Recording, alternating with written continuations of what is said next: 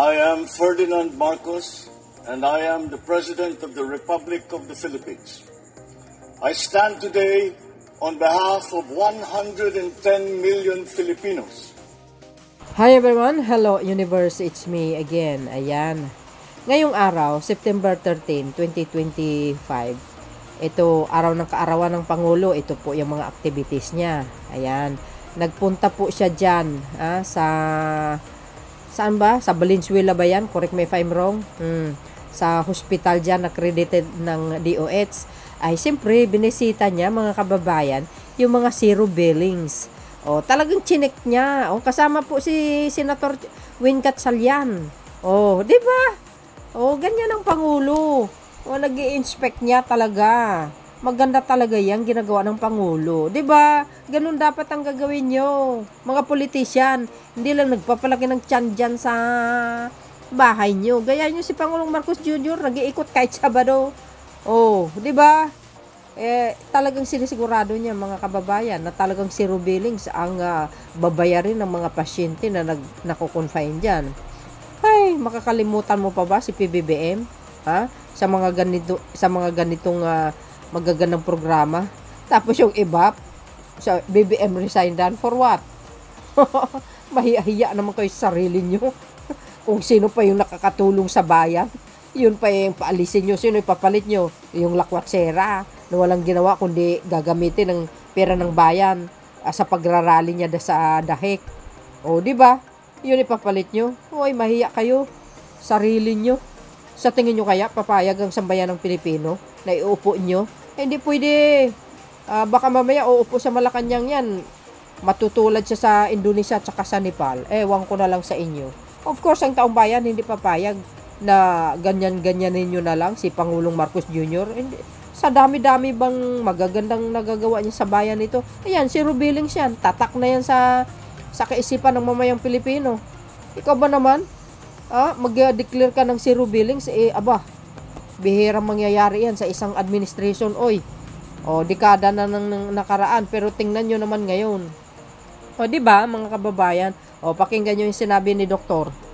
Gaya ng ipinapaliwanag ni Secretary Ted Herbosa, ang no balance billing po ay ito yung dating programa na ang nakikinabang ay mostly mga indigent patients lamang, no? Sila yung mga may hirap, no, na nakalista sa 4Ps, yung household targeting system ng DSWD, na kapag sila ay na-admit, no balance billing sila noon. Pero ngayon po, ang zero balance billing ay lahat po ng Pilipino, no, lahat miyembro ng PhilHealth, na kapag na-admit po sa basic or ward accommodation sa mga DOH hospitals, makaka-avail po sila ng zero balance billing. Dito po sa Metro Manila, 16 ang DOH hospitals at 4 ang GOCC hospitals. So, sumatotal, 20 ang ating DOH hospitals dito sa Metro Manila na nag-i-implement ng zero balance billing.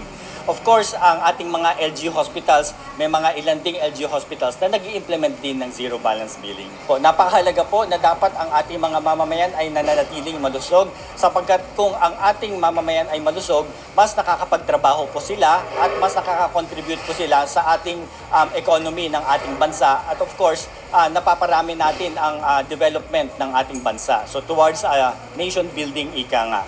Actually, ang Valenzuela Medical Center is a 300-bed capacity hospital by law.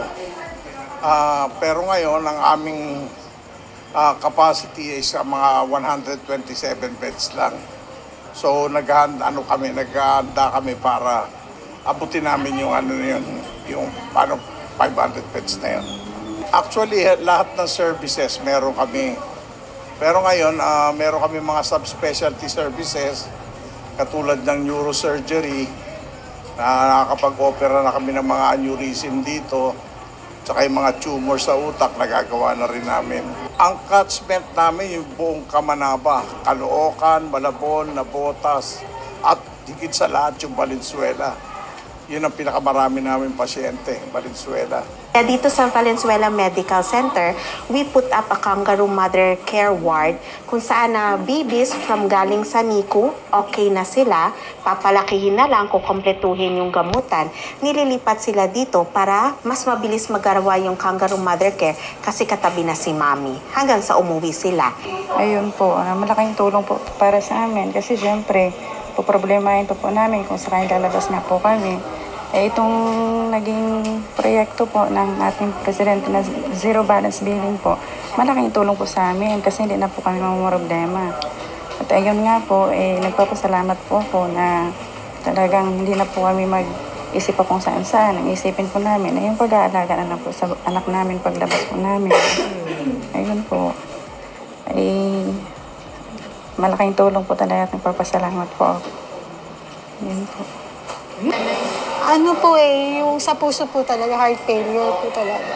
Hindi na niya kayang huminga sa sarili niya po. Kasi parang sabi ni Doc, parang yung minimum pinakamababa, 65 lang yung tibok ng puso. Kaso si Mama nasa 30 plus lang. So sobrang baba sa pinakamababa pa po. Yung umabot na po talaga sa almost 2 million din yung yung billing namin. Pero yung nakaraan nga, nabalitaan ko doon sa zona ni President BBM, magkakaroon nga daw po ng zero balance billing. So sabi ko, sobrang malaking tulong po sa amin talaga yun. Ito naman po talaga yung mga pinangako talaga ni Mr. President itong nakarang zona niya na magkakaroon ng zero billing po. Narinig nyo yun, mga kababayan? Ay, grabe yung bills na naman. 2 million, oh my goodness. Ay, matindi. Biro mo, ang laki nun, guys. Grabe kayo. Aba. Save by the bell, mga bes, zero balance billing.